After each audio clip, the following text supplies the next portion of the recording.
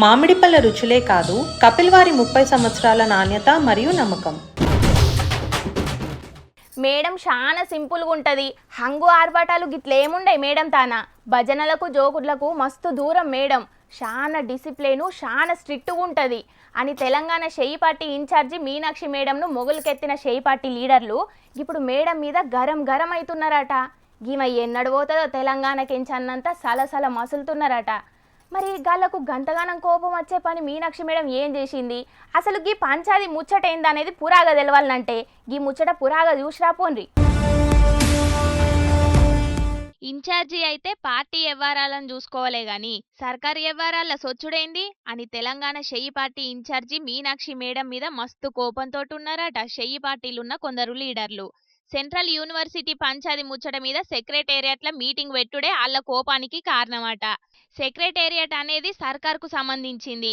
ఏమన్నా మీటింగ్లు గిట్లా పెట్టుకోవాలనిపిస్తే గాంధీ భవన్లో పెట్టుకోవాలే గాని సెక్రటేరియట్ల పెట్టుడైంది అని బయటోళ్ళ కంటే ఎక్కువ షెయి పార్టోళ్లే మాట్లాడుతున్నారు. అసలు సెంట్రల్ యూనివర్సిటీ పంచాది గీమకెందుకు? పార్టీకి నష్టమయ్యేటట్టు వాళ్ళతోటి వీళ్ళతోటి మీటింగులు పెట్టుడైంది అని మస్తుగా మసులుతున్నారట వాళ్ళ దాంట్లో వాళ్ళే. మొన్న నడమ ఎమ్మెల్యే కోట ఎమ్మెల్సీ ముచ్చట్ల మీద కూడా ఇక్కడి లీడర్ల మాట నడవలే అనేది కూడా మనసులో పెట్టుకున్నట్టున్నారు అని కూడా వినబడుతున్నాయి ముచ్చట్లు. కోర్టులు చెప్పేదాకా కమిటీలు వేయకుండా షెట్లను కొట్టుడు ఆపకుండా ఆగమాగం చేసింది సర్కారు. స్టూడెంట్ల మీదకి పోలీసులను పంపి లాఠీ చార్జీ చేసింది సర్కారు. గా పనులతోటి పార్టీకి డ్యామేజ్ అయిందని తెలుసుకొని అందరితోటి మీటింగ్లు పెట్టి రిపోర్టు మీదికి పంపింది మీనాక్షి మేడం. గామెను ఢిల్లీకెంచి తెలంగాణకు పంపిందే మీదున్న పెద్ద లీడర్లు. ఇక గాళ్ళు చెప్పకుండా గీమె సొంతంగా పనిచేసుడైతే ఉండది. గా ముచ్చట గీడున్న లీడర్లకు కూడా తెలుసు.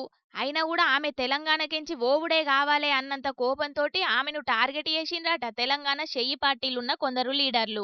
ఏ ఇన్ఛార్జ్ వచ్చినా మా మాట వినేటోళ్లే రావాలే, మా మీద అధిష్టానానికి ఎసొంటి ఫిర్యాదు కావద్దు అని అనుకుంటున్నారో ఏందో గాని మీనాక్షి మేడం కొత్తగా వచ్చిన కొన్నాళ్లకే పార్టీ లీడర్లకు గింతగానం టార్గెట్ అయిందంటే ఇక ముంగట ఎన్ని పంచాదులు అయితాయో గాని కొස්සకు కోపం వచ్చి సీఎం మార్పన్న కావాలే, ఇన్ఛార్జి మార్పన్న కావాలే అనేదాకా పోతది కావచ్చు గీ పంచాది అని అనబట్టిండ్రు గీ ముచ్చట ఎరకైన రాజకీయ మేధావులు. ఇక సెంట్రల్ యూనివర్సిటీ 400 ఎకరాల పంచాది వెనుక ఓ పెద్ద స్కామే ఉన్నదట. గా కుంభకోణంలా ఓ పువ్వు పార్టీ ఎంపీ కూడా ఉన్నాడట.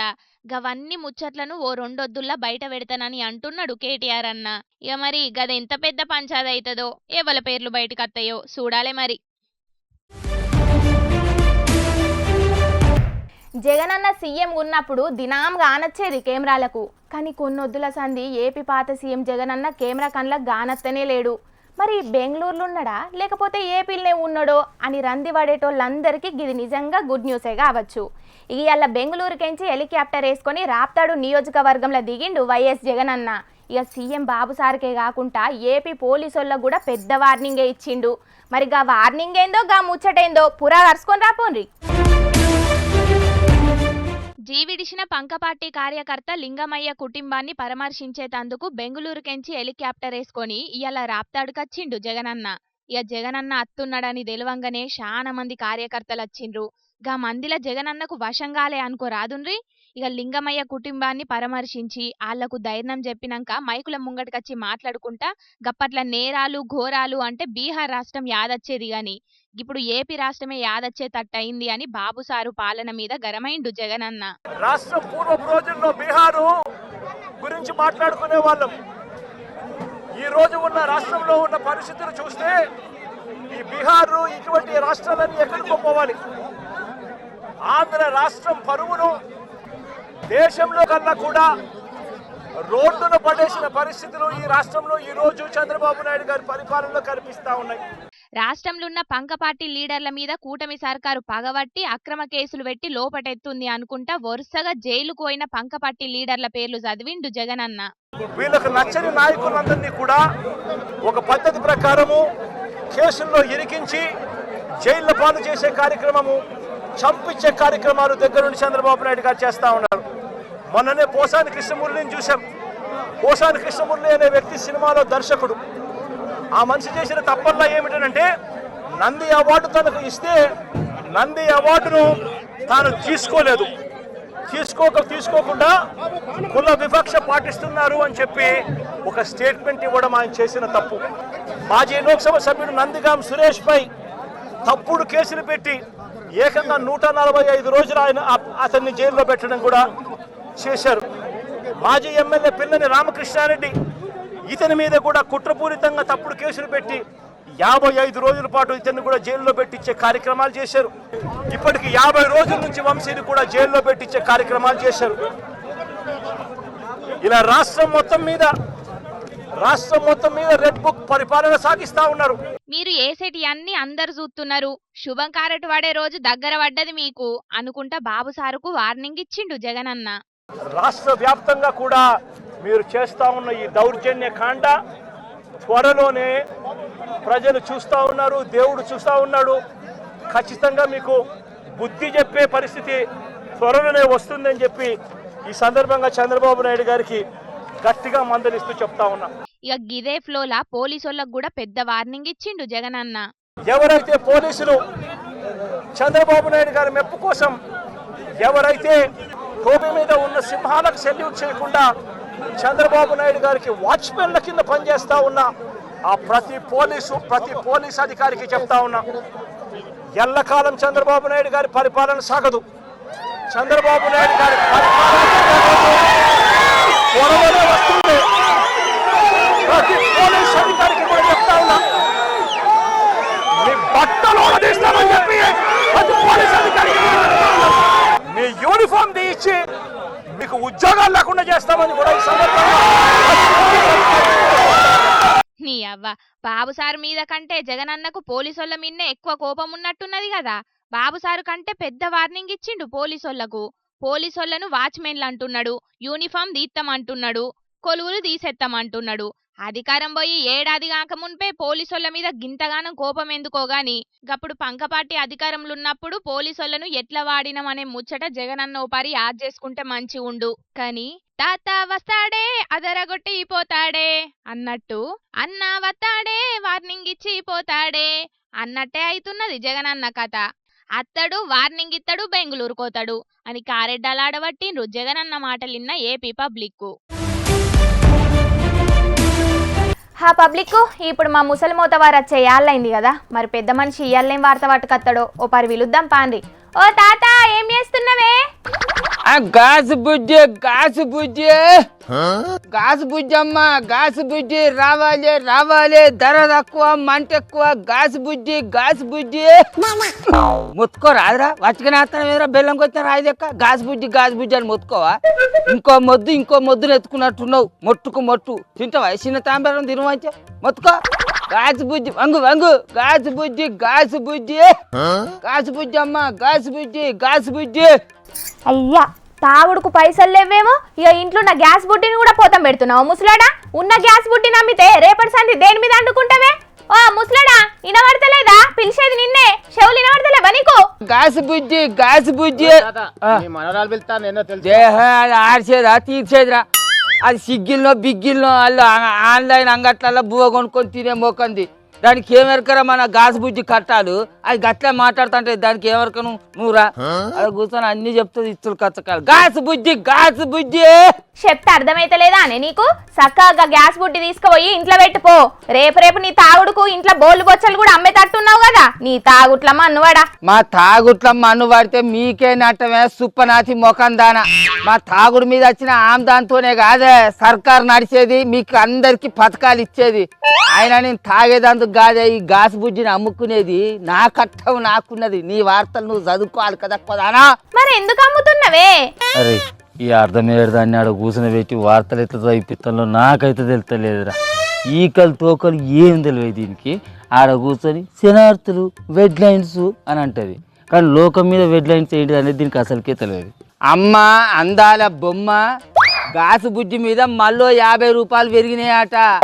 ఏం చేయాలి చెప్పు? అయ్యగారి సంపాదన అమ్మగారి ఎంచికల సమరికే సరిపోయినట్టు అవుతుంది నా బతుకంతా. నా పింఛని పైసలు, ముసలి కూలినాలు చేసుకొచ్చే పైసలు మొత్తం మా ఖర్చులకే సరిపోయేటట్టున్నాయి. ఇక ఏం బతికే తట్టున్నది? అందుకే ఈ గాజు బుజ్జిని అగ్గో సగ్గోకి ఎవరికన్నా తలగబెట్టి మళ్ళీ వెనుకటి కట్టెల పొయ్యికే పోదామని చూస్తానా. మరి ఏం చెప్తాంరా, కట్టెల కారువా మనకు? ఓహో, గ్యాస్ బుడ్డి రేటు పెరిగిందని బుడ్డి నమ్ముతున్నావు. మరి తాపకింత మందు రేట్లు కూడా పెరుగుతూనే ఉన్నాయి కదా, మరి గా మంది ఎందుకో తాగుకుంటుంటలేవు? ఇది అంటే నా తాగుడు మీదనే ఎడతాంద్రా. దీని కండల్లా కంపగొట్ట, దీని నోట్ల పొక్కుల పోసావు కూర్చోను. అరే నీ ముష్టి చేతులతోటి ఎన్నడన్నా ఒక్క రోజు ఒక కోటరు మందన్న, కనీసం అర్ధపావు మందన్న కొనిచ్చిన అవే అలకదక్కదానా?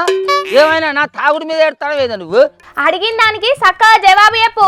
అంకరంకర మాట్లాడి తిట్టినావు అనుకో, ముసల్దానికి చెప్పి నీ పంత సాపి చెప్పిస్తా. ఏమనుకున్నావో? అయినా మన రేవంత్ సార్ సర్కారు 500కే గ్యాస్ బుడ్డి ఇత్తందిగా, అదే గా 50 రూపాయలు పెరిగినంత మాత్రాన ఏమైతుంది? ఎంతమందికి ఇస్తుంది 500 రూపాయల గ్యాస్ బుజ్జి? కొంతమందికి సబ్సిడీ పైసలు పడతలే లేవాట, ఎరికేనా?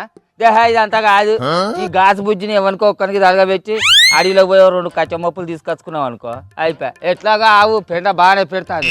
2 పిడికలు పొయ్యిలో నూకి 4 పుల్లలు వేసినట్లయితే బువ్వ కూర బందోబస్తుగా అయిపోతుంది. వెనకడుతుంది, నేను బతకలే ఆ కట్టెల పొయ్యిల మీద వండుకొని. ఆ కట్టెల పొయ్యి మీద పోరంగా ఎంతకని వండుకుంటావే? ఆయనతో పొగ లోపలికి పోయి దగ్గుకుంటా మళ్ళీ లేందో కథ పెట్టుకుంటావా ఎట్లా? కట్టెల పొయ్యి కాకుంటే కరెంటు పొయ్యి తెచ్చుకుంటా, నీకు అవసరమా? తిప్పులాడి ఎట్లాగో మరి రేవంత్ సారు 200 యూనిట్ల కరెంటు పిరిగిస్తూనే ఉంది కారా. అసలుకే ఎండాకాలం ఫ్యాన్లు బగ్గనే తిరుగుతాయి ఇంట్లో. కరెంటు పోయి పెట్టినావనుకో 200 యూనిట్లు దాటితే అప్పుడు ఉంటది నీకు అసలు కథ.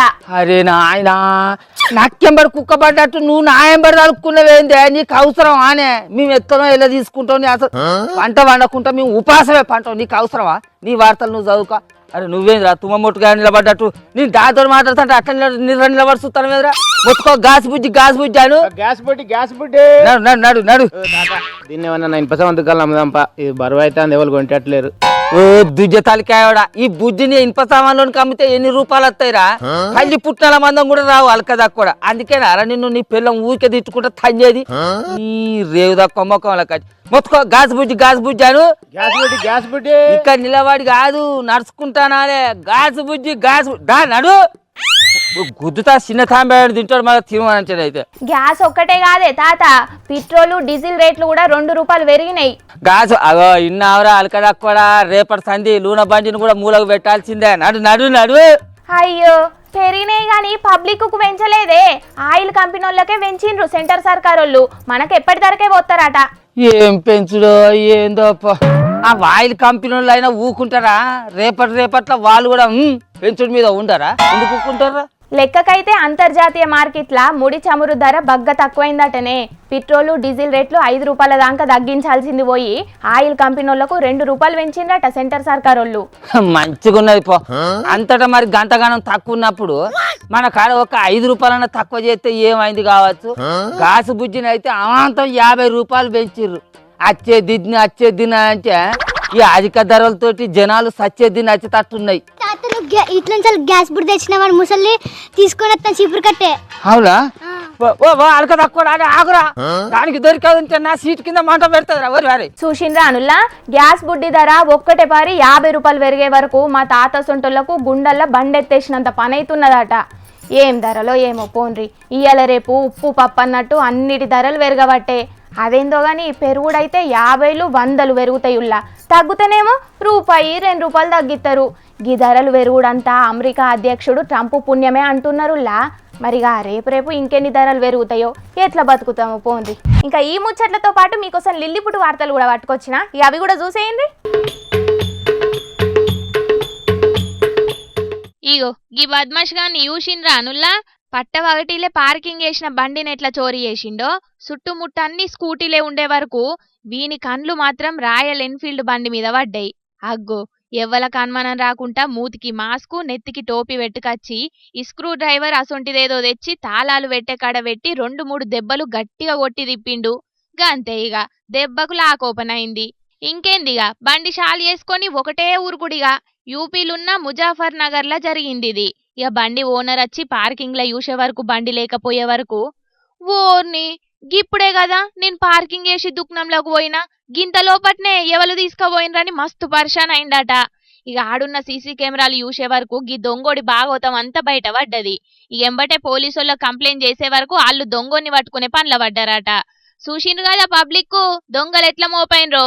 దుకాణాల ముంగట బండ్లను మంచిగానే పార్కింగ్ చేసినాం, హ్యాండిల్ లాగా కూడా వేసినామని అనుకునేరు. చూసిండ్రు కదా 5 సెకండ్లలోనే తాళాలు తీసి మరి బండిని ఎట్లా మాయం చేసిండో. అయినా దొంగలకు ఇప్పనీకి రాకుండా దొంగ తాళాలతోని స్క్రూ డ్రైవర్లతోని బండ్లు షాల్ కాకుండా బండ్లను తయారు చేసే కంపెనోళ్ళు ఇంకేదన్నా ఉపాయం చేస్తే మంచిగుండని అంటున్నారు దొంగల పనితనాన్ని చూస్తున్నోళ్ళు.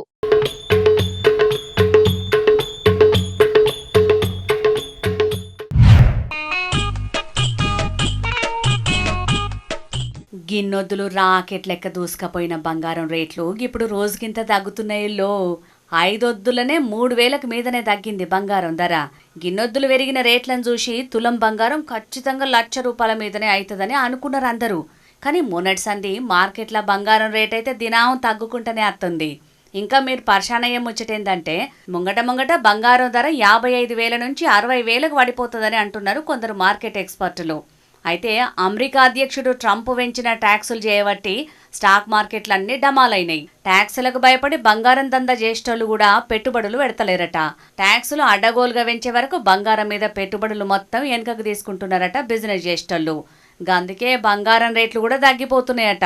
ఇది ఇట్లనే ఉంటే బంగారం రేట్లు 36% దాకా తగ్గొచ్చని అంటున్నారు. 2-3 ఏళ్లలోనే తులం బంగారం 55,000 నుంచి 60,000కు పడిపోయే ఛాన్స్ ఉందట. మరి ఇది ఎంతవరకు నిజమవుతుందో కానీ గీ ముచ్చట గనక నిజమైతే జనాలకైతే పెద్ద శుభవార్తనే పోన్రి. రోజుకు పెరిగిన బంగారం ధరలు చూసి ఇక మనం బంగారం కొన్నట్టే అని రంది పెట్టుకున్నారు చాలా మంది. మరి ఇక చూడాలి బంగారం రాను ఇంకెంత తగ్గుతుందో కానీ. అబ్బా వార్తలలో అత్తున్నట్టు బంగారం నిజంగా 50-60 వేలు అయితే మనందరికీ పండుగనే పోన్రి.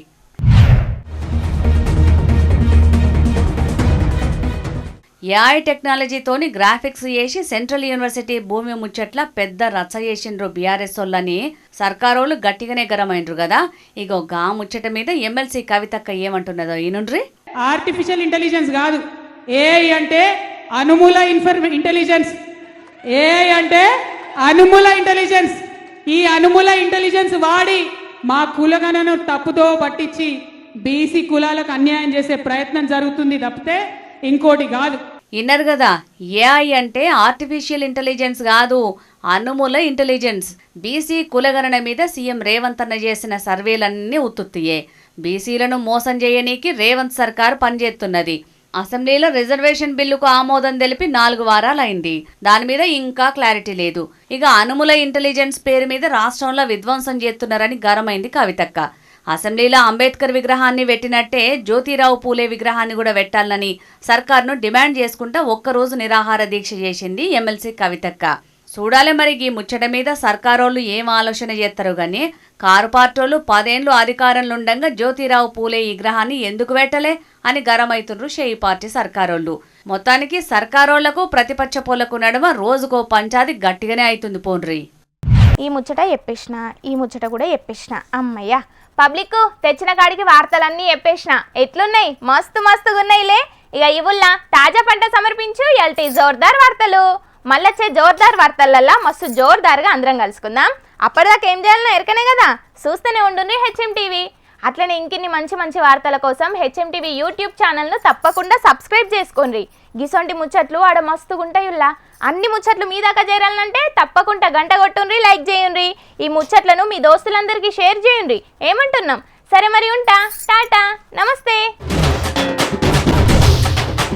జోర్దార్ వార్తలు సమర్పించిన వారు తాజా పంట, తాజా కూరగాయలు మరియు పండ్లు ఫోన్ మరియు వెబ్సైట్ ద్వారా కూడా ఆర్డర్ చేసుకోవచ్చు.